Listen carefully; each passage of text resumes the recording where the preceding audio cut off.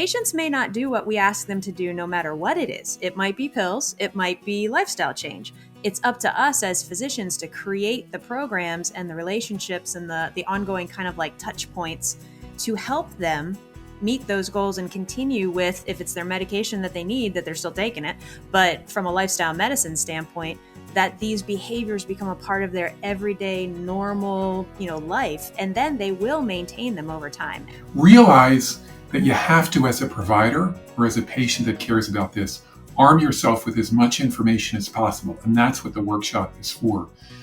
This is the Healthy Lifestyle Solutions podcast, and I'm your host, Maya Acosta.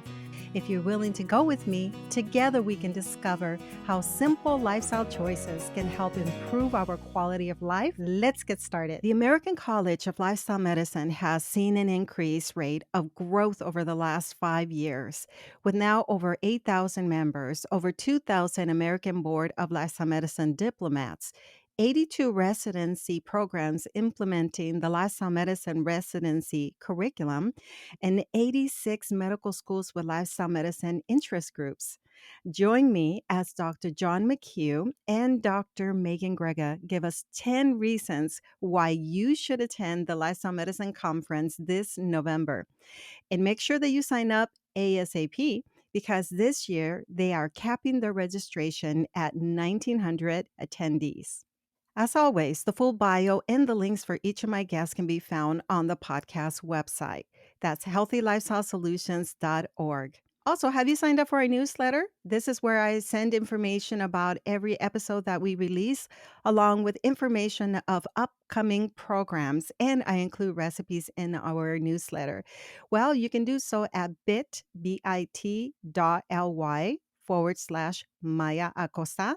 And when you do, you get a copy of our guide on preventing cardiovascular disease through lifestyle improvements, which also includes 10 of our favorite recipes. I hope that you enjoy this episode. Dr. John McHugh, he's a graduate of the Harvard Medical School and the Massachusetts Institute of Technology and a fellow of the American College of Lifestyle Medicine. He has always placed wellness at the center of his work, delivering babies and improving practice standards. After 27 years practicing OB-GYN, he will become the vice chair of the American College of OB-GYN for California and co-chairs the Preconception Healthcare Council of California. And for the American College of Lifestyle Medicine, he co-chairs the Women's Health Group, and with Dr. Meagan Grega has helped select the program for this November's annual Lifestyle Medicine meeting.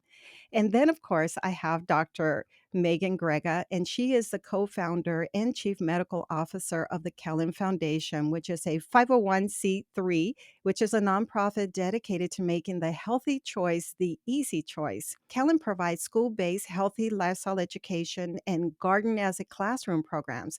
It supports access to nutrient-dense produce via the Eat Real Food Mobile Market and Lehigh Valley Corner Store initiatives. It engages participants in hands-on plant-based cooking classes in community settings and offers intensive therapeutic lifestyle change interventions for individuals and families. And Dr. Grega is also a fellow of the American College of Lifestyle Medicine. And I'm so excited that both of you are here to join us. Welcome. Thank you. Thank you, Maya. So you can probably hear it in my voice. I'm very excited. For our listeners, I just want to explain briefly what a fellow is. So a fellow is an individual who has contributed outstanding achievement in the field of lifestyle medicine and unwavering and exceptional dedication to advancing the college's mission. So congratulations to both of you for all the work that you've been doing. Congratulations, Megan. Oh, you too, John. Go team. Right? So before we talk about the conference, I'd love for both of you to share a little bit more about yourselves with our listeners. I did say before we started recording that we have a lot of new listeners and many people that are new to this idea of lifestyle medicine. So that's why I'm excited that both of you are here to talk about that. All right, Dr. Grega, would you like to tell us about the Kellum Foundation if you have any updates and anything else that you'd like to share with our listeners? Well, thanks, Maya. Absolutely. So, Kellyn Foundation, as usual, is rocking and rolling out in the community because that's basically the mission for Kellyn Foundation is to bring lifestyle medicine approaches out into the places where people live, work, and play. And we do that through our Healthy Neighborhood Immersion Strategy, which has four main parts. One is the Kellyn Lifestyle Medicine that has to do with intensive therapeutic lifestyle change programs that we do for families and individuals. But we always do them out in like kind of locations in the community, like workplaces or schools or things like that. And then there's the Kellyn Schools, which is actually healthy lifestyle programming for elementary school students in third and fourth and fifth grade. And we also do the Garden as a Classroom program where we build school gardens and we grow food with the kids and everybody gets a chance to get their hands in the soil and, enjoy some of the food that they grow. Then there's Kellyn Kitchens, which is whole food, plant-based cooking classes out in the community that we do 6 to 8 week sessions. Everybody gets to cook together, get to eat together, try new things, enjoy the community, the social connection. And then there's the Eat Real Food Mobile Market, which is the food access piece, which is taking fruits and vegetables and whole grains and healthy prepared lifestyle medicine, plant powered meals out into the community, especially in areas that kind of have lack access to healthy food like that in our community. So at this time of year, we have the market out to 15 sites every week. Last year, we actually sold over 144,000 pounds of food in our neighborhoods that kind of lack access to a grocery store. So things are going really well, and we're looking forward to Lehigh Valley Veg Stock, which is coming up on October 8th. That's a big festival, kind of a healthy harvest festival to celebrate healthy lifestyles, healthy food, lots of music, some lifestyle medicine lectures. So if anybody's in the Lehigh Valley on October 8th, come and hang out with us at Veg Stock. That sounds wonderful. It sounds so exciting. I've said it before when you were here last time that I love that you're educating children. So children get to have this hands-on experience when it comes to gardening and also just being involved in the kitchen. Of course, this is local, what you're doing, but are there other educational programs that people may have access to, say if they're outside of your area? We do have a Kellyn YouTube channel, and we put up some of our cooking things for there. And you could also check on our website, which is www.kellyn, which is KELLYN.org. And there's some media pieces there, like my TED Talk on why lifestyle is the best medicine and things like that. And for anybody in the area, the Veg Stock website is www.vegstock.org. Okay. Thank you. Dr. McHugh, you've been on the podcast a couple of times, but this last conversation we had was all about preconceptual health. Is there anything you'd like to share with us about the Women's Health Interest Group and anything that's coming up related to Lifestyle Medicine's conference? Well, first of all, I just want to say Dr. Grega must be doing something right in terms of eating and sleeping to be able to have all that energy to do all that great work that she's doing. I think it's fantastic. One thing I do want to say, Maya, is one of the things that really drew me to the conference in the first place, and some of the work that I'm really doing now, is trying to be a doctor to the doctors. It's amazing how unhealthy many physicians are. And I think it's really important work as I step into a higher level leadership role with ACOG. One of the first things that we're doing is we're doing a webinar on physician burnout. Physician suicide is twice the rate of the general public. It's tragic. I think the population looks at us as being the healthiest and the most well, and we're often not. And I think that I'll just admit something as an OBGYN. That's a real issue, I think, for female physicians because often they're full-time moms as well as full-time doctors. And that can be a real push. So that's one of the things we're working on that we're really excited about. I know that you had Michelle Thompson Olson on recently to talk about menopause. She's leading one of our subcommittees within women's health. And these are really important issues that we'll get to talk about at the meeting as well. Such important topics, and I'm glad that you brought up the whole physician burnout aspect of it. And what I hear from other healthcare experts or providers that when they come into this content of lifestyle medicine, they all of a sudden feel revived. It's a different perspective as opposed to an individual who's been kind of going in the same cycle of having limited access to their patients, only having a small window of time to share what other things that the patients can do to improve their health. And so lifestyle medicine gives them a whole new way of approaching medicine. So as a matter of fact, as we talk about the conference, there's this question that I want to pose. Again, I said that we have new listeners who may not be aware of everything that lifestyle medicine entails, but I'd like for either one of you to answer this question as we talk about the conference. Why is it important for our healthcare providers to receive education in lifestyle medicine? Whew. I was How going to long do say, we have, Maya? I know. I was going to say we could go through quite a bit there. John, do you want to start, and I'll pick up? But it sounds like that's an You know, area that is big focus for all of us. big focus for all of us. And I think I was on your podcast earlier, Maya, and talked about how unhealthy our hospital call rooms are. A few bags of Cheetos, lots of noises and lights that are on all night long, so no one can get any rest. Our patients aren't getting any rest. But I'll tell you a story about the conference that I thought was interesting. I heard a little bit. You know this guy, Meagan Grega. This is his T-shirt here. I've got it under my white coat to really show that I've got both layers here going on. I was really inspired by his work, and I came out, didn't know anybody, to the first lifestyle medicine conference in 2018. And they actually had the men's room was on another floor, so I had to go upstairs. And up there was a software conference, a lot of guys my age, and the contrast between the health and wellness of those attendees and the ACLM conference was so stark. It was amazing to me. And to be honest with you, the software engineers looked a lot like most physician conferences in America. We physicians are often the least healthy people. I find it odd as an OBGYN. How do I talk to patients about sleep when they can see dark circles under my eyes? We know that patients can see right through that. So we're not doing a good job of addressing it right now. And I'll leave that to Dr. Grega to add her thoughts on it. Oh, thanks, John. But I agree. I mean, when you think about it, would you go to a financial planner who's bankrupt?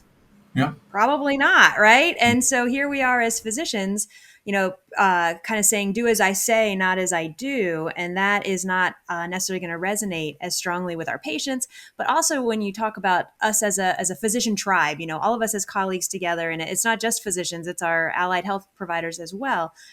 We're often put in situations where obviously the patient is most important, getting the work done is really, really important, but where wellness, resilience, taking care of our own needs as human beings is kind of downplayed, because it's like, well, when you have time for that, maybe you should go meditate. Or, when you have time for that, you should maybe go for a walk out in nature. But first, you better make sure that that your charts are done and that all the patients are done. And I feel like the College of Lifestyle Medicine, and definitely the conference, is a place where you get to be surrounded by pioneers, innovators, people who are like, this system needs to change. And it can change. It's not a law of nature that we have set up things this way. It is something that we as a society have chosen to do in healthcare, both the way we treat patients and the way doctors treat themselves. So that's one of the things for me, whenever I go to the conference, it's just so inspiring to be around so many people who are really trying to move the needle on physician wellness, and also new approaches for patient care, and ways to really, as the American College of Lifestyle Medicine always says, prevent, treat, and even sometimes reverse chronic disease. I find that physicians and allied health providers that sort of jump into this arena, they find that they are still working very hard, but they are much more inspired and satisfied and happy with the way that their life is going. Also, we're going to talk about the statistics and the growth of the American College of Lifestyle Medicine. But there is a statistic that I find very intriguing that some of our listeners may not know, that lifestyle medicine, the practice of lifestyle medicine and their 6 pillars, can address up to 80% of chronic disease. And it even covers areas such as health equity. As we know, there are many individuals who do not have access to health care, health insurance, may have mobility issues, but lifestyle medicine can address a lot of these gaps that we have when it comes to disparities. Let's talk about the growth. Where are we today in terms of numbers and memberships? Well, the American College of Lifestyle Medicine is growing like crazy. So it was only founded in 2004. So, Dr. McHugh and I were doctors for a long time before there even was a College of Lifestyle Medicine. And I think we were both very happy to find when that actually became a thing where we could all kind of gather together in a professional organization. But its growth has been absolutely phenomenal, to the point where we're now up to over 8,000 members in the American College of Lifestyle Medicine. But the growth has really taken off in the last couple of years. I think that, it took a little while. It was kind of level, and then it shot up because it's like we we reached a critical mass of people hearing about lifestyle medicine, and so many people saying, that's exactly what I've been wanting to do. Now I have a tribe of people that I can do it with. Would you have anything to add to that? Well, wouldn't you say? I mean, the pandemic was very interesting because a lot of us were at home and a lot of us were dealing with our health and wellness. And I would say a lot of us actually came out of this even healthier. A lot of America didn't, which is unfortunate, but I think a lot of us had the time to learn about the things that we really have wanted to learn about since we went into medical school. I know I did. Yeah. And when you say the medical school, I'm glad you brought that up, because this is such a big, exciting topic for medical students. I'm one of the faculty preceptors for a lifestyle medicine interest group at our medical school, which is Temple St. Luke's. But all across the country, I think we have over 80 medical schools now that have lifestyle medicine interest groups. Like, this is a type of medicine that young doctors want to practice. So I mean, I've been amazed and very pleased with the growth of the American College of Lifestyle Medicine membership over the last, let's say, 10 years. But I think it's going to just explode as these young doctors start to get into their careers and they say, yes, this is the type of medicine I want to practice, even though they're still going to have other specialties, like John's a OBGYN, I'm a family doc, but the using lifestyle medicine as the main focus of the initial foundation of treatment for patients, I think is going to be very, very, it's going to resonate with the new young doctors that are coming up. Dr. Greg and Maya, could you imagine starting your career like that? Like from day one, having this to stand on? It would be incredible, right? Yeah, and what if it actually then also, going back to your point about the physicians themselves, that you weren't just taught as a medical student to do this for your patients, you were taught to do it for yourself as well. Absolutely. Very exciting. I love the idea of the young physicians getting involved. I remember meeting a young physician who invited us at the time, 2019. My husband was speaking at local medical schools. She invited us to her campus in Galveston, and she wanted him to speak with her group about cardiovascular disease and lifestyle medicine. And she herself was already on board. She started a chapter of Walk with a Future Doc. It's just so exciting to know. And then I saw her at the conference in 2019, and I'm thinking, wow, you're going to be an amazing physician who's really going to empower your patients. This is wonderful. Dr. McHugh talked about the pandemic, and I thank you for bringing that up as well, because a lot of us, like myself, who are not in medicine, understood that at least the message was conveyed that people with existing comorbidities were at higher risk for having complications as a result of COVID-19. And so that was something that I initially really held on to at the beginning, saying, okay, we're doing something right. Even though we ourselves did get COVID, my husband had an exposure at his hospital, and we did get sick, but we were able to go through it. And as a result of that, we're taking better care of ourselves, because we don't know what the future holds in terms of other viruses and things that we can be exposed to. Do either one of you want to talk about that briefly? Right to start off we're so happy to be able to get back together in person. There were a couple of years where we were getting close and we couldn't do it, and getting close and we couldn't do it. American College of Lifestyle Medicine certainly advocates vaccination, just like mainstream medicine does advocate for that. But we do know that diet alone confers about an 80% risk reduction in risk to patients. We do know for years that a healthy good night's sleep is going to decrease your risk of viral infections. We studied this with the cold virus. So these are things that we can all bring into our lives. We've got great speakers coming on sleep. I'm really excited about Dr. Robbins going to talk about sleep. And we've got certainly Colin Campbell, Dean Ornish. There alone, you've got great speakers on nutrition. So I think anybody that wants to, or all of us are going to go into this world going forward where we're still at risk for COVID. Why don't we try to improve our own health as much as possible? And you can learn so much at this meeting. Dr. Grega, what do you think? Yes, I agree. And I think it was really shocking to a lot of people. Maybe it shouldn't have been. We probably should have seen it coming, because chronic inflammation is kind of the root cause of a lot of disease. And then when COVID-19 hit, Obviously, people who have a underlying level of chronic inflammation would maybe be more at risk, but we saw it in spades, I would say, because when we look at some of the data that came out as far as getting hospitalized for COVID-19, so not necessarily whether you got it or not, that was kind of up to who did you come in contact with, and this was pre-vaccine data, but it was if you got it, if you came in contact with it, how likely were you to have a mild course, a moderate course, a severe course? What was your risk of getting hospitalized? And they found that 2/3 of your attributable risk of hospitalization came down to obesity, diabetes, heart failure, chronic kidney disease, things like that. So things that were issues with chronic disease going into the pandemic. And if we can kind of help everybody, our patients, ourselves, get to a more resilient physical state before another pandemic happens, besides the fact that in a way, when you think about it, there's a pandemic of heart disease at this point all the time that we don't talk about in that way, but it's a similar level of morbidity, mortality, that we know that changing people's trajectory as far as their chronic disease, helping them get healthier with all the things that Dr. McHugh talked about, sleep, stress management, healthier, more plant-based, anti-inflammatory diet, physical activity, that's just going to make us so much more resilient to whatever comes down the pike, because we don't really know what the next thing's going to be. I just wanted to add, there's a old school medical publication, and the title of it is something like, "What's wrong with vegans? Their white blood cell count is too low. They must be missing some nutrient." And what we learned over time is we're actually not inflamed all the time from eating that standard American diet, right? It's everyone else who has too many white blood cells because they're too inflamed all the time. So I wanted to kind of paint a picture in terms of what lifestyle medicine is for new listeners. So we're talking about using food as medicine, exercise as medicine, stress management, which can entail yoga, meditation, building healthy relationships. This is almost like blue zone living, which we've spoken about before. And also Dr. Michelle Tollefson is going to come on to talk about blue zones. And so these are all the different things that we can look forward to and learn about in at the conference.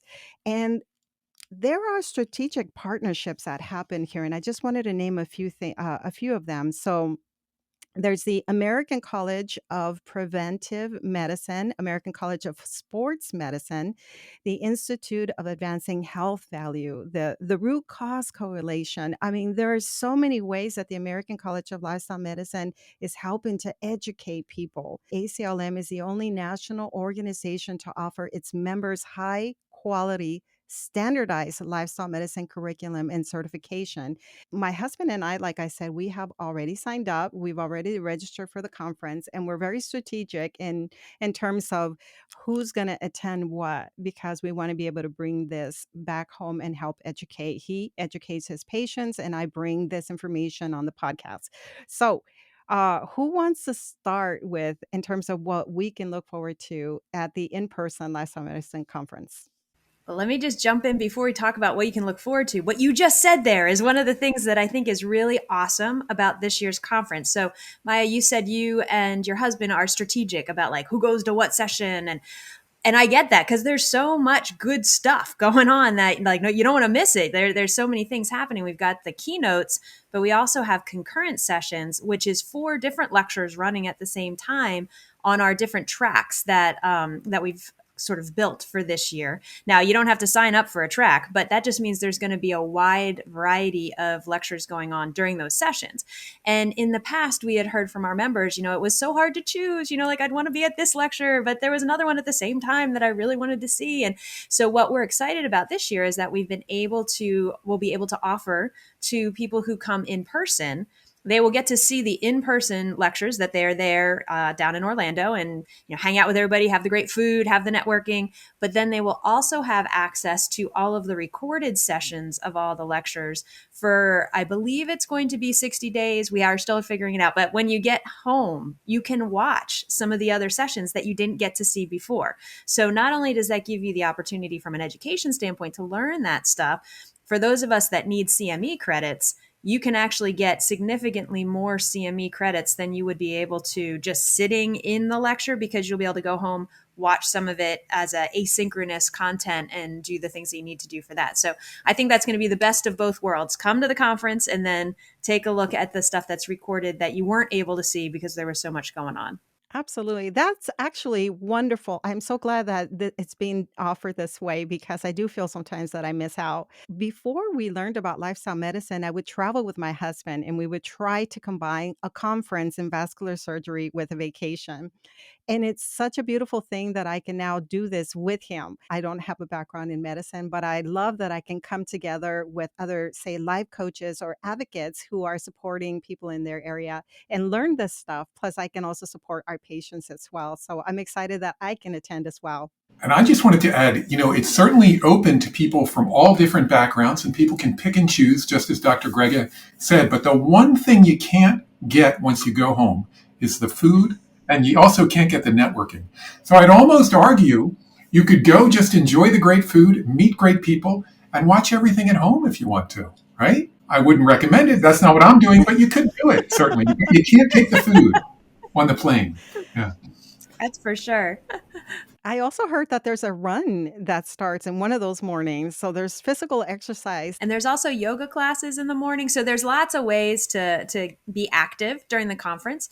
And it's the same hotel that we were in 2019. So it's the Rose in Shingle Creek, and it's gorgeous there. You can just like take a little stroll outside around the hotel grounds and everything in between sessions, so you can get a little bit of that physical activity in, and then get your brain all refreshed to go back in and learn some more cool stuff. hmm and I also want to add, in terms of when we were talking about the networking is so important because many collaborative opportunities develop as a result.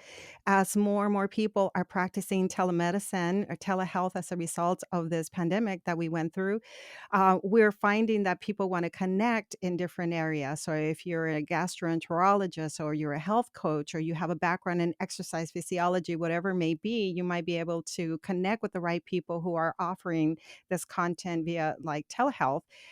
For us, one of the things that we're looking forward to in terms of one of the workshops is reimbursement. We've also been talking about, as my husband kind of moves away from vascular surgery, we'd love to open a practice that fosters lifestyle medicine. So, how do you do that? I feel like there might be healthcare providers who are listening who might want to be part of a practice someday that really has a team in place that supports lifestyle medicine. And I was going to say, John, go ahead and say, like, I wanted to say, what are the things that you're most excited about to see? Because it kind of plays into what Maya is saying there. So I know when you looked at the agenda, you said it was like a dream come true. So, what are you Yeah. excited about? I think my specific words were I felt like a kid on Christmas Day. Like you run down and you're like, oh my God, we have all these presents. The tree is full.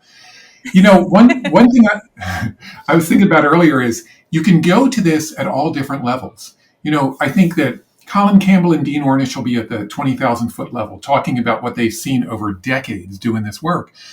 But there's some really exciting work happening at that nuts and bolts level, and I wouldn't want to miss it. The person I work with the most, that I'm the most excited about, Padmasha Patel, has been leading our group on two things. One is actually looking at the quality indicators. Can you believe it that for years, if a doctor was successful with diet and sleep and they got a patient off antihypertensives, they might get dinged for not prescribing medications to a patient with high blood pressure when they cured them without medication? So we're working on changing that. David Donahue is leading a workshop as well. John Gobble is leading a workshop as well on reimbursement. So we've got a lot of people looking at the nuts and bolts of how we do this. Last year, we had all the Surgeon Generals talking to us. They're very excited about this work as well. And I would add to that the shared medical appointment workshop. So that's another one of the nuts and bolts. So there's a lot, no matter what sort of practice situation that you're in, that you're thinking about trying to get off the ground, or that you just want to do some tweaks in the practice that you already have. There's a variety of workshops and actually concurrent sessions and keynote speakers that I like the way you said that, Dr. McHugh. Like there's going to be the 20,000 feet view, and those in a way are kind of our keynotes. They're up there talking about the big issues, talking about the future of medicine, or talking about like some cool stuff. Like Marion Nestle is one of our keynotes. Will Sowitz is one of our keynotes, and he's the fiber fueled guy. So we're going to have some like real star power, cool keynotes. But then we go down into the concurrent sessions, and that's people just like all of us on boots on the ground that are doing the work every day in their clinics, in their communities, and how are they doing it so that people can see some examples, some sort of roadmaps to follow. I was going to say, Maya couldn't go there kind of, TMZ style with a microphone and just kind of get a few words out of some of these people right on the spot. Wouldn't that be exciting? That would be awesome. I would love to do that. As a matter of fact, last month I was at the Tulsa Veg Fest. I had a booth to explain to people what podcasting is. So I was promoting my podcast, but I had my equipment ready to record. And what I was hearing from people were two different things. One is I'm on board with eating a more whole food plant based lifestyle or diet. And this is what I've seen as a result of that. So that was one thing. And the other one was we need more of this information in our area. We need more people to get on board. And I feel that this is the way that we're able to showcase, to highlight, to promote the content is through podcasting by having people like yourselves, but also promoting the conference itself, because this is an opportunity for anyone, whether you're a dietitian, a health coach, a nurse, physician. If you're in healthcare, this is a wonderful way for you to learn this information. I have my list here of what workshops I would like to attend because I'm deeply interested in health equity. That's one of the topics that I've been talking about on my podcast. And so I'd like to learn more about that. I have all the other books to learn as well, but definitely that one, Women's Health. And I think that is is that pre-conference, Dr. McHugh? That is pre-conference. Yeah, it's Okay. before the conference, and it looks really exciting. Now, you've had Michelle Thompson Olson on here. Mahima Galati is also going to speak, and Kaylee Anderson, who's going to be leading our women's health group. They're all speaking. Okay. And also there's the culinary aspect. So cooking classes are always a lot of fun. Sleep, you mentioned Dr. McHugh, sleep, that's very important to me. Many people were impacted as a result of the pandemic. So reverting to old ways, but also an increase in substance abuse and, of course, mental health issues. Absolutely. One of the people I wanted to mention who I got the opportunity to meet before, if anybody knows Jerome Adams, former Surgeon General of the United States, he came and spoke to us once at American College of OBGYN. And he actually is a physician himself. He's an anesthesiologist. And he said to us, one of the things he learned going into politics, you can't just kind of convince people by having the great journal articles. You've got to really go out and talk to people one-on-one, like you were talking about earlier, Maya, that I know the Kellyn Foundation does every day. So what's great about this conference is we come and talk to people, we learn from someone like Jerome Adams, and then we bring it back into our communities to really create change. Okay, I wanted to mention also the exhibitors. The exhibitor I really loved from last time I went to the conference, it was actually in Orlando the last time we had it live, was meeting the people who are running Walk with the Doc group, setting up a walking group, I think, in our community. As far as I know, there is is it a 3K or a 5K walking trail around the campus, so we can start walking. But that's something I want to bring into my community now that I have a little bit more free time, and bring that into my everyday routine and just get to talk to people. I don't know, Megan, Yeah. who would you like to see? Well, I think there are so many amazing exhibitors that come all in support of this goal that we all have of making, well, this is what the Kellyn Foundation says, making the healthy choice the easy choice. And how do you do that if you're a physician trying to help your patients, or if you are for example, an employer who's trying to, look at employee wellness, all these different things. So there's such a wide variety now of organizations that are focused on this type of assistance. So that assistance could be remote health coaching. It could be apps that help you know, like how your sleep is doing, or looking at your physical activity. It can also be things like online cooking classes. Like there's so many different things now that it doesn't matter what area of the country you live in. Virtually, you can connect to a lot of these types of resources.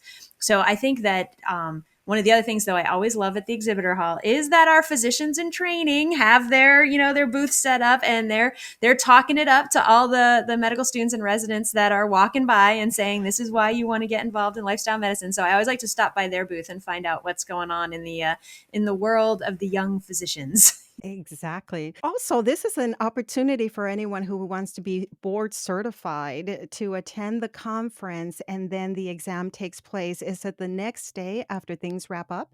I believe it is the next day. That's what it has typically been. And that's another great example of an exhibitor that you want to stop by and talk to is the American Board of Lifestyle Medicine so that you can get more information about like what are the requirements, what are the benefits of being board certified in lifestyle medicine, what's the path. It's been amazing to see the increase, at least in my medical world, and I'd be interested to hear what Dr. McHugh says about this too, is the increase in acceptance in these approaches, lifestyle medicine approaches, with the board certification exam, and now that being a additional certification that can be pursued, because I think it gives a level of like scientific rigor or evidence based, like kind of blessing to the field, and it helps people to see like, oh, this is, somebody had a t-shirt. I said, and I thought it was hilarious. It said, lifestyle medicine, it's not magic, it's science. I was like, yes, exactly. I So love it. that's kind of the thing. Like the board exam and having that board certification, it's a credential that means something. Like it shows that you have put in the effort and you've learned some of the foundational literature and you understand some of how do you implement this in practice. And I Mhm. think that's a very helpful thing for anybody who is interested in pursuing a career where they have lifestyle medicine as a big piece of their practice. Mhm. There's about 2,000 providers who are certified now, who are board certified, who have done it. There's an active debate going on. Should ultimately this be something like to become a cardiologist? I don't know that. I think it's good right now where it's very, very inclusive and bringing a lot of people in. But what I feel like is the more I talk to people, I find a lot of patients are burned out by the kind of quackery out there. A lot of people are just trying to sell supplements or something that really is not evidence based. And I think having that credential, the ABLM credential, really says you're standing on the shoulders of giants. You're really standing on the research that's been done, and you're advocating for things that work for patients. That whole team approach is so beautiful and it encourages the individual, and the individual feels supported. And along those lines, how to de-prescribe medications. So I absolutely agree with you that this is a team-based sport. Lifestyle medicine is works best in teamlets because the physician or provider is the kind of overarching, I guess you'd say almost like the quarterback, saying, okay, this is the play that we need to play. So everybody go out and do your piece of it. But I mean, the incredible contribution of our health coaches or our medical assistants who are like checking in on the patients, and definitely the dietitians, and I would definitely say behavioral counselors. That's another piece that's really important, and exercise physiologists. Then you've got this whole tribe helping the person make the changes, but you still have that easy access to the physician if all of a sudden you need to de-prescribe their hypertensive medicines or their diabetes medicines. And as things are going, it's like you basically now have this whole consulting team around you, and I think that has been the most effective approach for patients to make that long-term change. So it's not just like a fad diet; it truly becomes a new lifestyle. Would you say, Dr. Grega, the two most challenging things in lifestyle medicine, health coaches in helping people find their why, their motivation, I think is challenging because once people find their why, they can really run. And then as physicians, the hardest part is the deprescribing part. Once people find their why, it's amazing, especially with hypertension, how quickly they can come off medications. It's incredible. And it's tricky. Yeah, and if you don't have that team kind of around you and a physician involved to sort of warn people, like I think it's amazing how sometimes patients will find, forks over knives, or they'll find a video or a book or something that really like, gets them excited, and that's awesome. Like if I can see on my schedule somebody coming in because they want to talk about, going whole food plant-based, or they want to talk about more exercise, something like that's amazing. But the potential danger is if you are on a lot of medications for things like diabetes, hypertension, stuff like that. If you go it alone and don't have somebody as a healthcare provider kind of helping to supervise, you can end up feeling really awful because your blood pressure goes down or your blood sugar goes down, and you don't realize how quickly that can happen when you change your lifestyle. I've had people come on and talk about how they reversed their diabetes, for example, or how they were able to get off their medication, their high blood pressure medication, and they within like 1 or 2 weeks, depending, they're starting to notice a difference. And you're right, the physician has to know how to adjust the medications. And I feel like that's one of the main roles, or one of a major role of the American College of Lifestyle Medicine, is to try to train more physicians and advanced practitioners in this, the de-prescribing, but also knowing that it's going to work. Because I've had patients go to other providers saying, "Hey, this is something I want to try," and those providers, just because they haven't had the experience of seeing that this can actually really, change your blood pressure, change your blood sugar, can end up really needing to lower medications quickly, say they kind of like downplay the likelihood of success, and that's not a helpful way to get a patient motivated or excited about doing this. So getting this information, Dr. McHugh made a comment about like, what will lifestyle medicine really be in the future? What type of specialty? Is it going to be like cardiology? Is it going to be like primary care? It's going to be everything, a little bit of both. It's definitely important that we get this information out to all physicians during their training. Because if they aren't exposed to it and a patient comes and says, "Hey, I really want to try this. I think it may really benefit my diabetes," or something like that. If a physician says, "That's never going to work, don't do that," then it's not going to, they're probably not going to be successful, or the patient is going to try it on their own and then become hypoglycemic because they didn't have anybody to kind of have as their team, their battle buddy in doing all this sorts of stuff. So in the same way that all of us as physicians are expected to know how to run a code, and we're expected to know how to manage basic medicine, we should know at least the principles of lifestyle medicine, and that they can be successful, even if we don't end up doing a whole lot with that in our own practice, because our patients are going to talk to us no matter what type of doctor you are. Your patients trust your opinion, and they're going to ask you questions.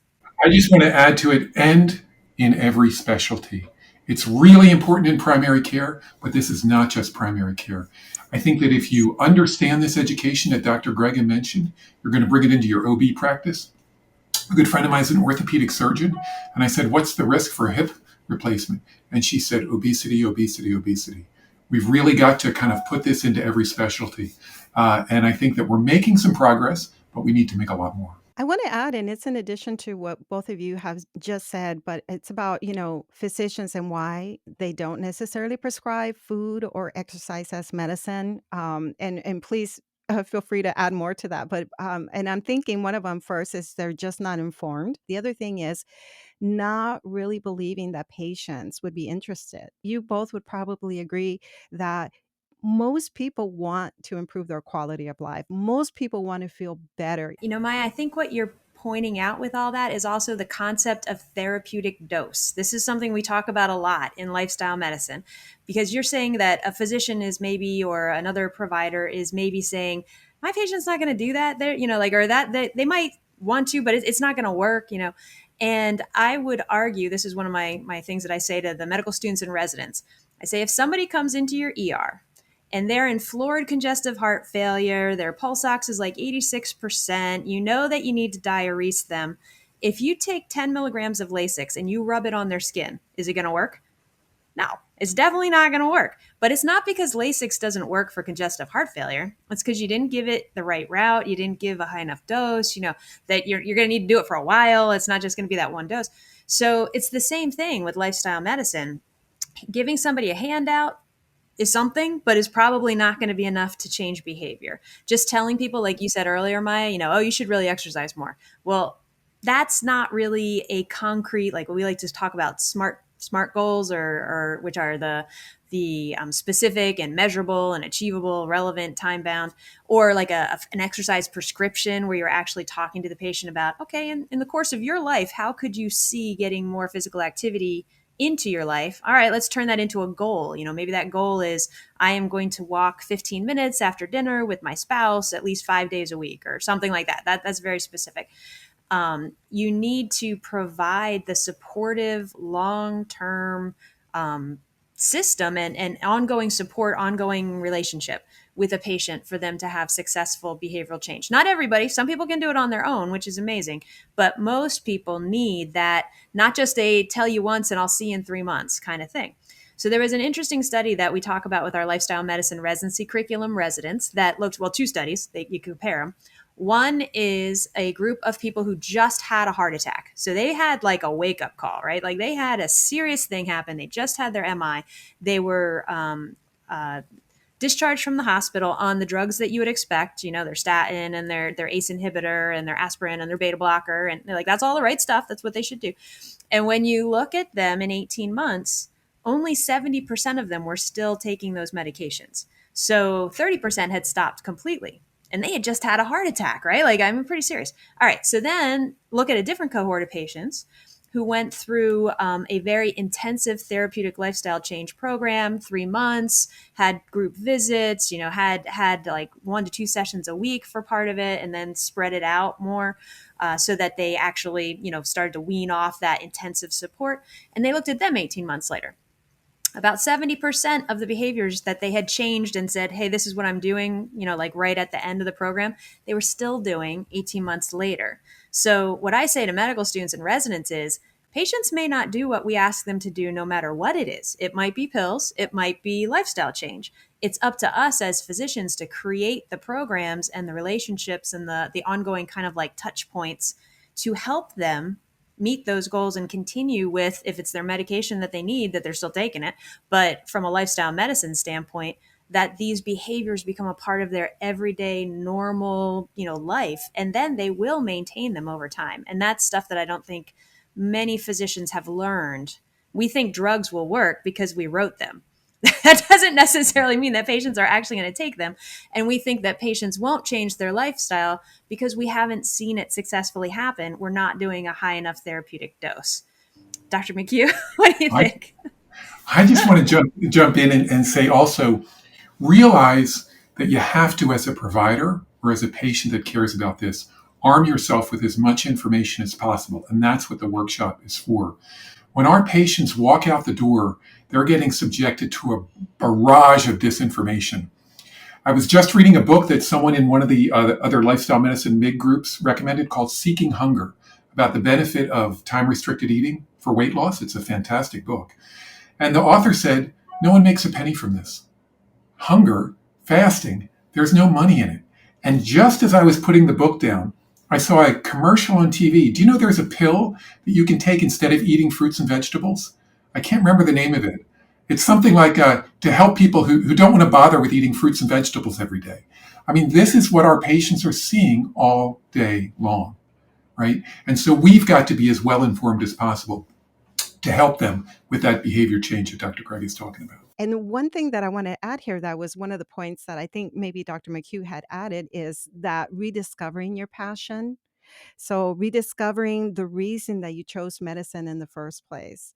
Well, that's because it's so energizing to see people get better. That's right. In general, that's not something we really see a whole lot of in medicine. Like we slow down this train wreck that people are having in their health, but we don't see them like get better a lot of times. And that's, I think, why one of the reasons that people get so energized as a physician is, wow, now I'm actually seeing people getting better instead of increasing their insulin or increasing their blood pressure medications, or, oh yeah, now they've had their second cabbage. And what does that mean? That means there's no more like plumbing really left. So now what are we going to do? And so I feel like there's a lot of rejuvenation in most doctors wanted to be healers. That's what we went into medicine to be. So to be able to really see that play out in front of you is awesome.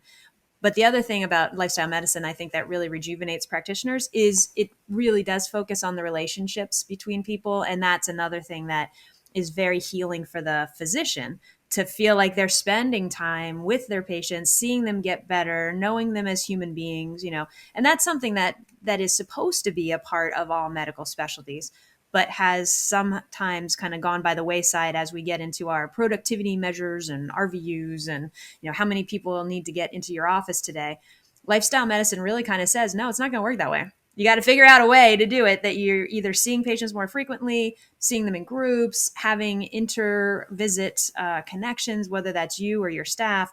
You got to look at a different way of doing it. And that way of doing it is much more satisfying for physicians, I think. Going back to what you were saying, Dr. Grega, one of the reasons I'm more energized is I'm a better listener. Now that I know more of the things that actually cause change. for patients. I had only learned about pills and procedures in medical school, but after I started coming to these conferences, I learned about all the other parts that go into patients' lives to make that kind of change. And it's much more fun to listen to them and really work with them than just write them a prescription and walk out the room. Yes. So let's talk about how people can register for the conference. If you're a member of ACLM before the conference starts, you have a significantly decreased registration fee, but the conference website is lmconference.org, and you can register through there. It's November 13th through 16th, and it's at the Rosen Shingle Creek Hotel in Orlando, Florida. The pre-conference workshops actually start Saturday, November 12th. So, come hang out for the whole time. Why not? Like, show up on Friday, make a vacation of it. But we do want people to know that we are capping attendance at 1,900 people. And we do expect that it will sell out. Our last conference in 2019 sold out, and now we've been virtual for 2 years. So I think there's a big pent-up demand. And I would recommend for people definitely register early, because we expect that the in-person part will sell out. There's also a virtual option. So you can choose to not come in person, but still be able to see the conference. You won't be able to see all of the sessions at the same time, because some of them are happening concurrently, but you would at least be able to see the keynotes, and then you would have access to the recordings, just like people who are in-person attendees. And virtual is great. I mean, I think that there's a lot, you can save a lot on hotel, you can save a lot on airfare. It's a wonderful way to do it. Only thing I need to do for myself is block my calendar. Make sure that I have nothing else that's going to get in the way if I'm going to do it virtually. I'm so excited that I will finally meet both of you in person in November.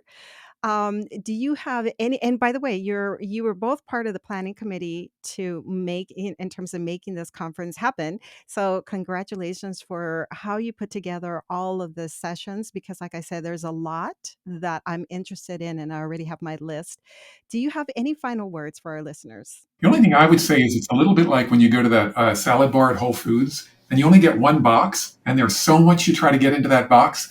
I mean, Dr. Greg, you and I really try to look at diversity. We try to cover all the different pillars, people from different backgrounds, people from diverse backgrounds, and really get as much variety as possible. You can't eat the entire salad bar in the first pass, but I'm sure you're going to get a great meal. That's all I'll say. I love that. That's awesome.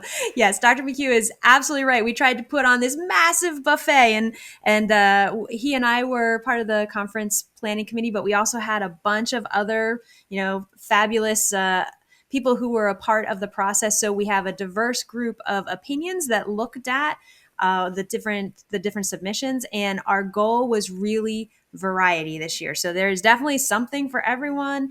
And I think the most important part is actually, as Dr. McHugh said, virtual is awesome. But if you do virtual, make sure you block your schedule so you have yourself some time. If you're there in person, then you're like immersed in the experience. And it's a lot easier to kind of just have those moments of epiphany where you're like, wow, this is exactly what I want to do, or this is what I want to take back. Mm-hmm. So both are really great. One of the things that I find most rejuvenating is, whether it's virtual or whether I'm there in person, is making sure that I give myself some space to process what I'm learning at the conference, right? Because it comes at you fast and furious. There is so much stuff going on. So making sure that you have a little bit of space to process, okay, how is this going to change the way I see medicine or the way I see my patient care? What are some of the things that I can do to be able to take this home and use it? And that's another reason why it's so important to be a part of the American College of Lifestyle Medicine, is because we have this massive conference. This is great, but there's stuff year round that are happening that are like the member interest groups and the webinars and other things that you can just kind of have those touch points to sort of make you go, yeah, that's right. That's why I really love doing this type of medicine, or that's why this is so effective. So I think that the best part is just going to be able to, wherever you are, unplug from your regular life for a couple of days and immerse yourself into lifestyle medicine. And I think you will be very glad that you did. Can I give one piece of advice for the in-person and one piece of advice for the virtual people? For the in-person people, please do come to our Women's Health member interest group. We are going to have a luncheon. I don't know if the date's been confirmed yet, but I think we had over 100 people the last time, and that was back when we were smaller a few years ago.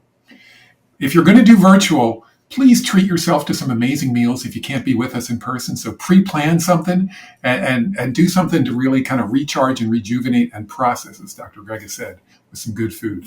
During the conference, that's where the interest groups come together as well if they want to. And so I'm so looking forward to the women's interest group. I love being part of that group. Yeah, and there is a vast variety now of member interest groups in lifestyle medicine. Everything from the sleep member interest group, the geriatrics, the nurse practitioners, the dietitians, the pharmacists. That has really grown. So I feel like one of the most important pieces of coming in person is getting to actually find that tribe that is your tribe in medicine. And now there's a member interest group to support ongoing contact throughout the year. Most of the groups usually meet either monthly or quarterly.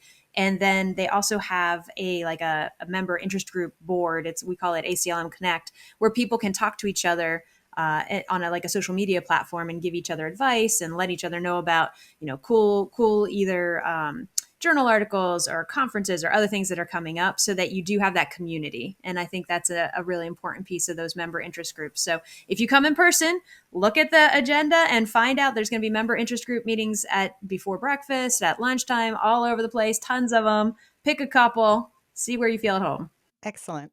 Okay, Dr. John McHugh and Dr. Meagan Grega, it was a pleasure having you. Thank you for getting us all excited about the conference. And thank you for the work that you do individually to support people like myself and patients. So thank you so much. Thank you, Maya. So there you have it. What a wonderful conversation with Dr. John McHugh and Dr. Meagan Grega. And if you couldn't hear it in my voice, I am even more excited about the conference that's coming up in November. I would love to hear from you. What did you think about this conversation? We talked about how important it is for physicians to get on board and learn about the lifestyle medicine pillars. We talked about how we can empower individuals like yourself, like me, to take control of our health. We talked about community and coming together at the conference and connecting with each other. I talked about collaboration and how important that is. We also mentioned the speakers that will be at the conference. There was so much content that we talked about. Health equity is also a topic that will be addressed at the conference. I mentioned that the Women's Health Interest Group is going to have a pre-conference workshop, and that other interest groups will also be meeting up at the conference. So let me know what you think about this conversation. Are you just as excited? Are you on board with lifestyle medicine? Now you can send me a voicemail. Simply visit this link. It's speakpipe.com/HLS, and I'll include the link in the show notes as well. This is a wonderful way for you to send me a voicemail for a chance to be played in a future episode, or just give me feedback about today's episode. If you have a question, you can also leave it there, and I can also broadcast it in a future episode. And as always, thank you for listening. You've been listening to the Healthy Lifestyle Solutions podcast with your host, Maya Acosta.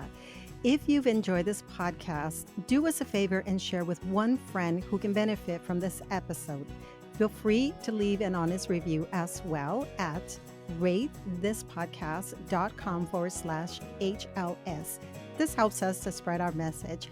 And as always, thank you for being a listener.